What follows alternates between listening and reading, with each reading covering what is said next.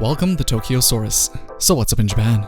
My Hero Academia released possibly the hypest episode of My Hero so far in episode 42 or season 3 episode 4. And again, they have showed us that overused tropes aren't a problem at all as long as you have perfect execution. And perfect execution is exactly what happens in My Hero Academia.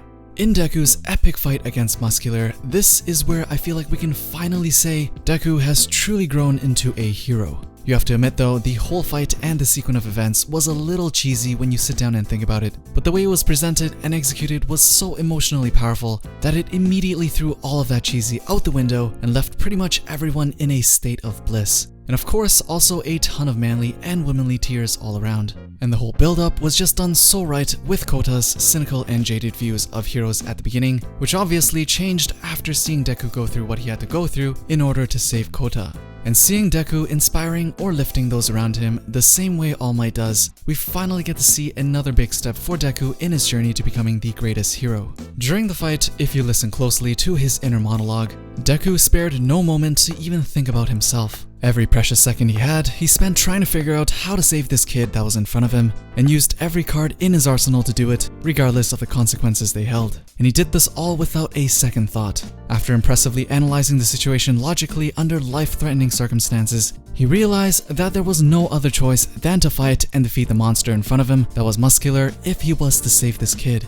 And in his mind, there was no other choice than to do exactly that, or try to.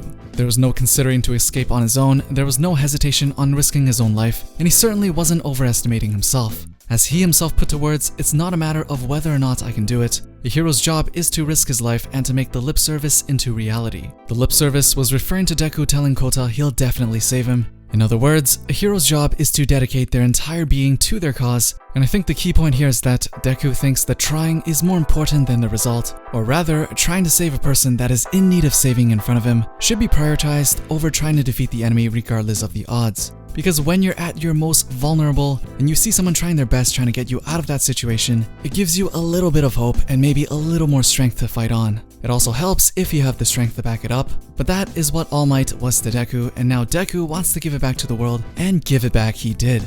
He pulls out his 1,000,000% smash, which actually isn't 1,000,000%. The author himself has came out to state that he had Deku say that just to pump himself up. So Deku defeats Muscular, and after having witnessed all that, Kota finally understands what it truly means to be a hero, in which Kota at the very end of the episode referred to Deku as Boku no Hiro. I mean, it could not get more perfect than that, encapsulating the essence of Deku, of All Might, and of the series all into a climax of this short fight was just beautiful.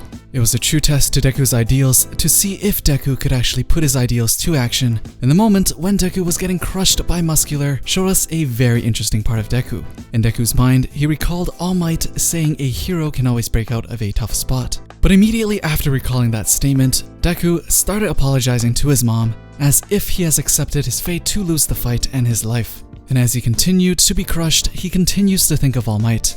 In other words, in that moment, he has given up. He has not truly accepted his job as a hero because he has given up on trying to break out of that tough spot. It was very humanizing to see Deku think of his mom moments before what he thinks is the end, but then suddenly we see that Kota has made an attempt to attack Muscular, and in that moment, Deku realizes Kota has not given up.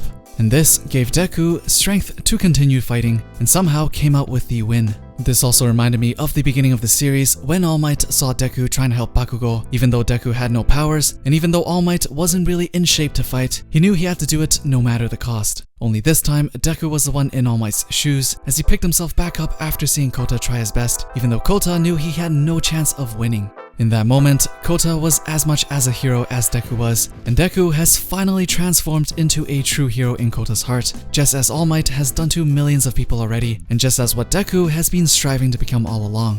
Which is what makes his silent cry at the end of this fight so emotionally powerful to the audience, because we are finally seeing our boy Deku growing into what he has always wanted to become, and one step closer to achieving his dream. This fight probably had some of the finest moments of My Hero Academia so far, and even after having read the manga months before the airing of this episode, I think this is one of the few instances where I can confidently say the anime experience is better than the manga, with the nerve-tingling voice acting from Deku's character, like you can literally hear the levels of fear in his voice in his fight with Muscular, or the brilliant soundtrack, or just having everything alive and animated. I'm seriously considering dropping the manga even though I'm caught up, just so I won't be spoiled for the anime experience. But who knows, we'll see. Anyways, what do you think of Deku in his latest fight with Muscular? And did you choke up or cry at the end or anywhere in this epic fight? As usual, I left a poll up there, and also let me know down in the comments below.